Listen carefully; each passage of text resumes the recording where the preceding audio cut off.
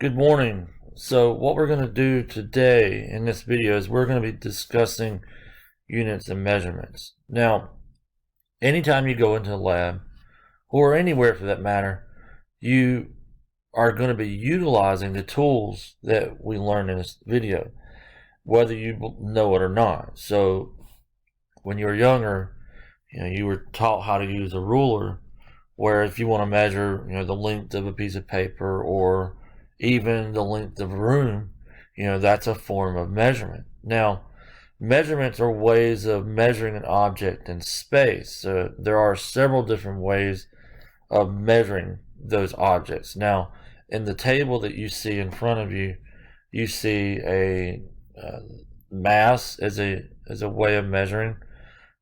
So these are different units, okay? So mass, length, time, temperature. All right, so mass is something that people typically do outside of the United States. When you're in the United States, we oftentimes would use pounds, all right, or versus mass. So weight is another property. So weight again can be expressed as pounds, and we'll add that one to the list. Now, length, we know that in America we use inches, maybe centimeters, but inches typically.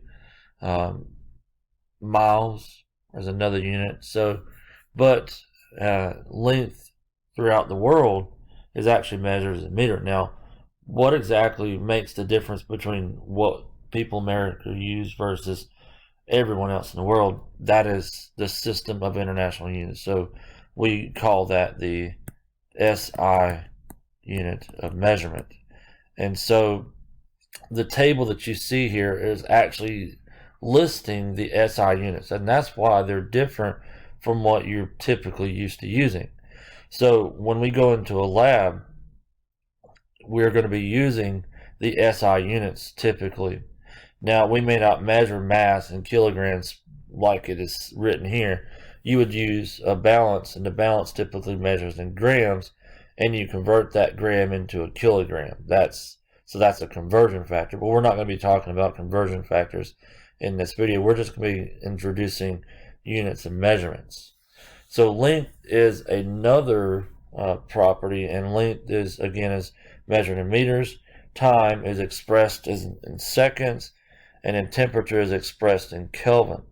Now, in a future video, I'm going to explain to you how we go about converting the different units, so that way we can determine the units in Kelvin and the SI unit here, because it's important to understand that when we express units, if we were writing a journal article or something like that, you typically don't want to use a unit that you normally would use.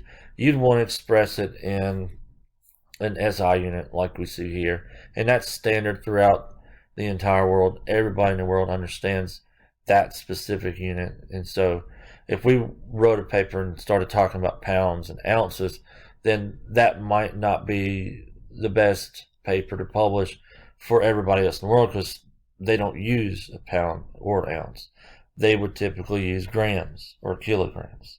So other units can be a mole, amps. You probably have heard of amps, dealing with electricity. And then luminous intensity, we never deal with that unit, so that we're not even focused on that. We don't need to worry about that. But the others, so these that I've kind of wrapped around here, those are units that you want to pay attention to. So now, as we talk about measuring, we can different ways of measuring would be volume. So now volume wasn't on the table, but volume is a way of measuring something. So when we look at this graduated cylinder, all right, now first of all, volume is the space occupied by a substance, and the units that we typically express in could be milliliters, centimeters cubed, liters. All right, American unit would be quarts, so you can see the conversion factor from quart to liter. Now, when we deal with an SI unit, the SI unit for volume is cubic meters, which is shown in blue here. Now, when we measure using a graduated cylinder, what we typically do is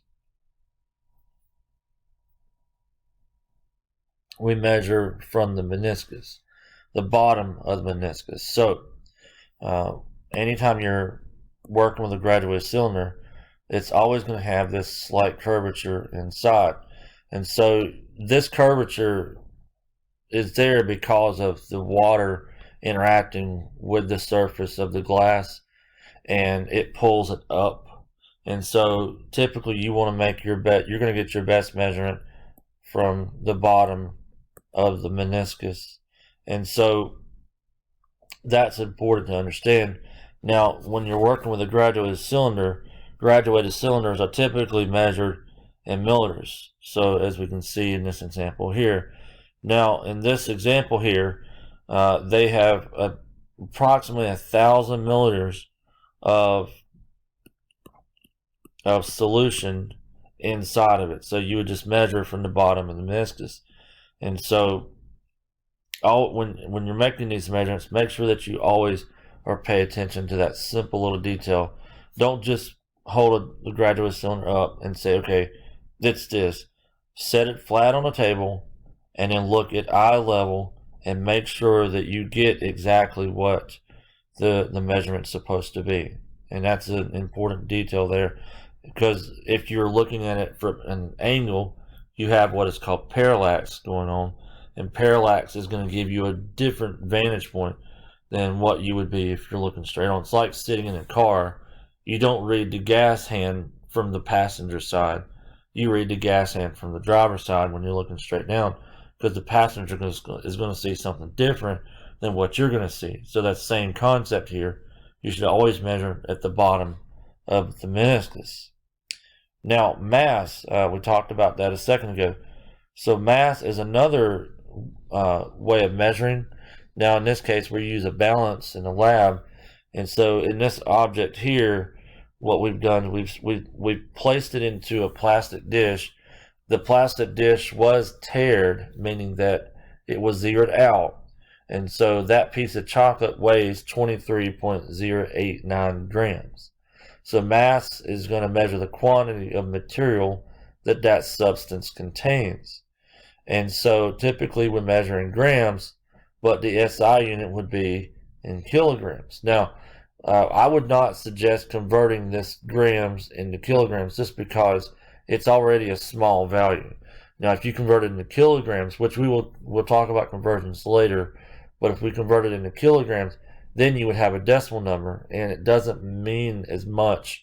So that's what we're going to get into in just a few minutes. Now, before I move on from this, I want you to understand that mass is not weight. Why is mass not weight? Because mass is based off a standard. Weight is based off the gravitational pull of Earth or wherever you are in the universe. If you were to go to Jupiter, you would weigh a whole lot more. In fact, you'd be so heavy that your body couldn't stand it, so it would crush you. Just like the moon, the astronauts that landed on the moon, they leaped around because they were a lot lighter weight, so they could jump higher. So that to us it looked like they were leaping, and it's because the gravitational pull on Earth is much less than the gravitational pull on Earth is. I think I said gravitational Earth. It's the gravitational pull of the moon is lesser than the gravitational pull of Earth. Just fixing that, sorry. So when we talk about units, all right, we can express them using different abbreviations and prefixes. So this table here is a list of the different prefixes that we can use.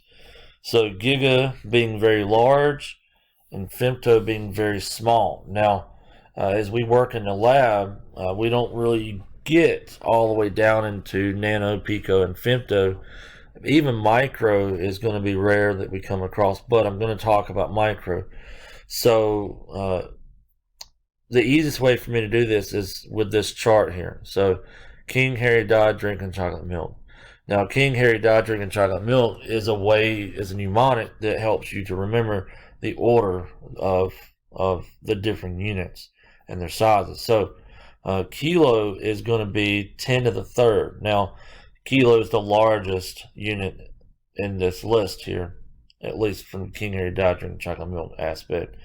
Milli, which is the lowercase m, is going to be the smallest. Now, when you look at the table above, you see that kilo is 10 to the third and milli is 10 to the negative third. That means milli is 1,000 times smaller than your base unit, and kilo is 1,000 times larger than your base unit. So 10 to the third equals to 1,000, which is essentially 3 decimal places. Okay, so when you're trying to compare one unit to the next, this table is going to be your best friend. So if we were to measure this line here, all right, so let's say we measure this line and we use a ruler. All right, so this ruler is 12 inches long. Now I don't have, it's not exact, but this is just an example here. So when you measure this line is going to be roughly 10 inches long. Now, that doesn't help us with this particular chart. So we wouldn't want to be using a ruler. We'd want to be using a meter stick, okay? And so a meter stick would be much better off because a meter stick would give you the right measurement for being able to convert to your SI unit. Now, in this particular case, let's say we use the meter stick, and so this time, so this here is 1 meter. So in this particular case, we measured the line to be what? I'm just going to estimate here, about 0.8 meters. So it's about 0.8 meters. So if we measure this to be 0.8 meters, and we say, okay, how many centimeters would that be? So what I do is I find the fact that the meter is the base unit, which is found in the middle, and I look at where centimeter would be. Centi is abbreviated in the chocolate, so the lowercase c. So we move the decimal place over 2 places to the right. So in this particular case, you would have 1, 2. So you move your decimal place here. So that means that you're going to have 80 centimeters. That's how long that line was measured. So for 0.8 meters, it's expressed as 80 centimeters just because of how you move the decimal place. So this chart is really an easy way of understanding how to move the decimal place when we're dealing with the differing units. Okay, so again, milli is the smallest, and then kilo is the largest. Now, what is H? H is hecta, and hecta is a 100. Kilo is 1,000, and then deca is 10.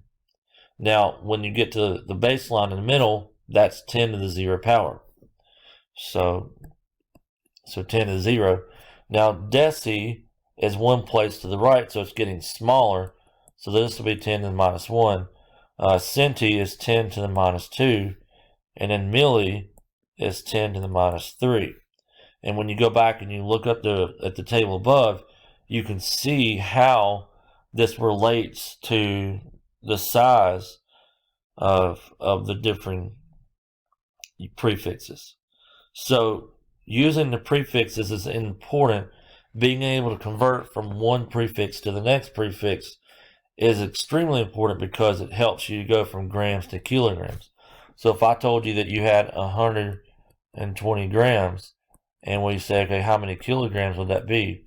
So I find my grams. My grams is in the middle, and my kilo is to the left. It's 3 places to the left. So what I do in this case is I take the decimal place and I move it 3 places to the left.